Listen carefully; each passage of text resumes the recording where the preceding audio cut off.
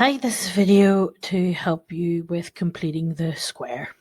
So this is the final method to solving quadratic equations. Last week we already did last week we did solving by factorizing, and earlier this week we solved by using the quadratic formula. Now we're going to use a method called completing the square, and I'm actually going to show you through just factorizing why it's called completing the square. So if we have a look at this expression here, x squared plus 6x plus 9. Now I can actually factorize this quadratic. So I know the two numbers in my bracket have to multiply to give me 9 and add together to give me 6. And I want two x's to make x squared. So it's x and x. Now if we think about the factor pairs of 9, it's either 1 and 9 and 3 and 3. And 1 and 9 don't add to give us 6, but 3 and 3 do. So I know this bracket and this bracket are both going to have plus 3. Now the special thing about this quadratic is that both brackets are the same, and I can actually write and simplify this even further by writing x plus 3 squared.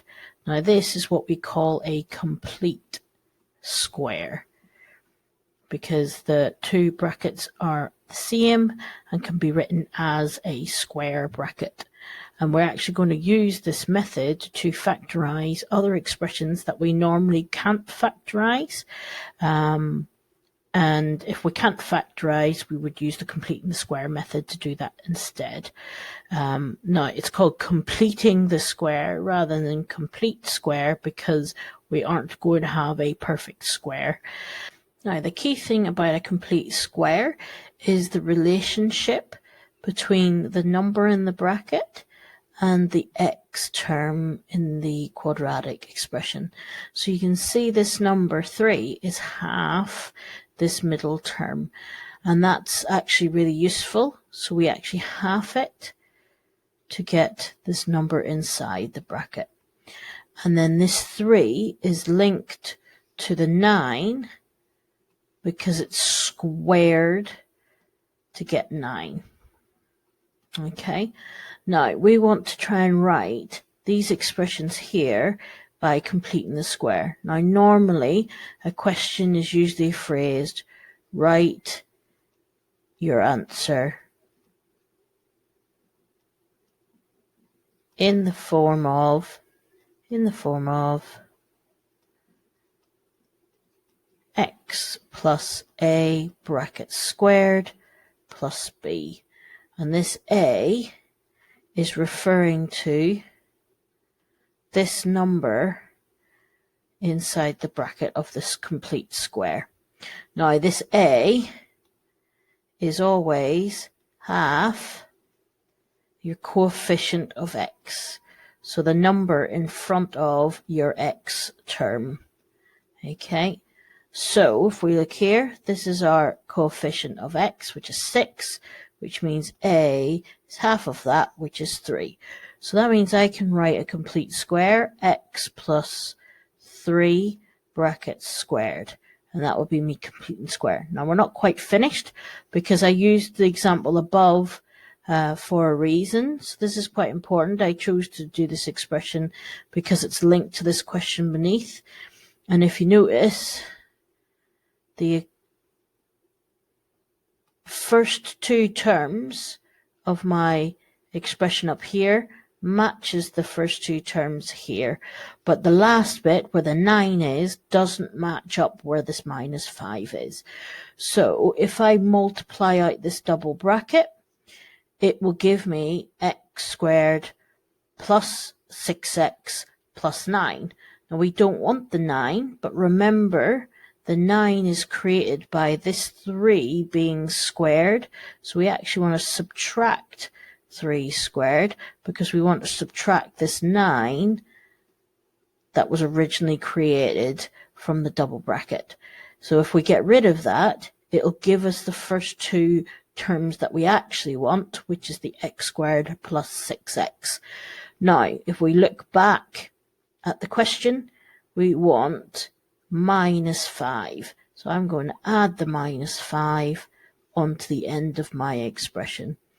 Now it looks really untidy, but we're going to tidy that up and make it look better. So this first part of our bracket we want, because that's our square, x plus 3 squared. Now we want to subtract 3 squared. We're not squaring -3, we're just squaring 3. So it's -9, take away 5, and altogether that simplifies to -14. And this is completing the square. Now, if you wanted to make sure you've done it right, you could just multiply out your brackets. So that's x squared plus 6x plus 9.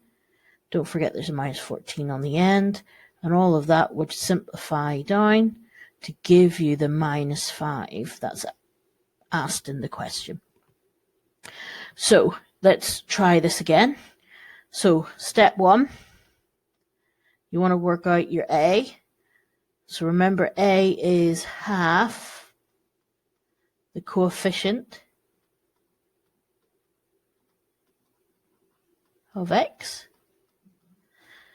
Okay, so here a equals half of 7, so 3.5. And that will be the first part of our complete the square. So we're going to have x plus 3.5 squared. So that's step 1. Step 2, we want to subtract a squared. So I want to subtract 3.5 squared, and then add the 1 back on, and add back the constant at the end. So I want to add this 1 back on, this one here. I'm going to add it back on the end. And then the final step is just to tidy up your expression. So simplify and tidy your expression. Simplify and the expression.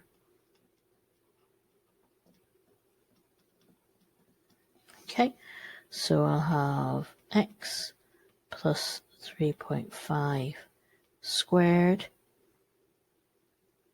minus 13.25. Have a go. Completing the square can be a little bit complicated at first, but as you practice more, it does get a lot easier. When the x coefficient is an odd, it always makes it a little bit more awkward because it's a decimal. But again, you've got a calculator to help you work out those squares. So have a little try. Thank you.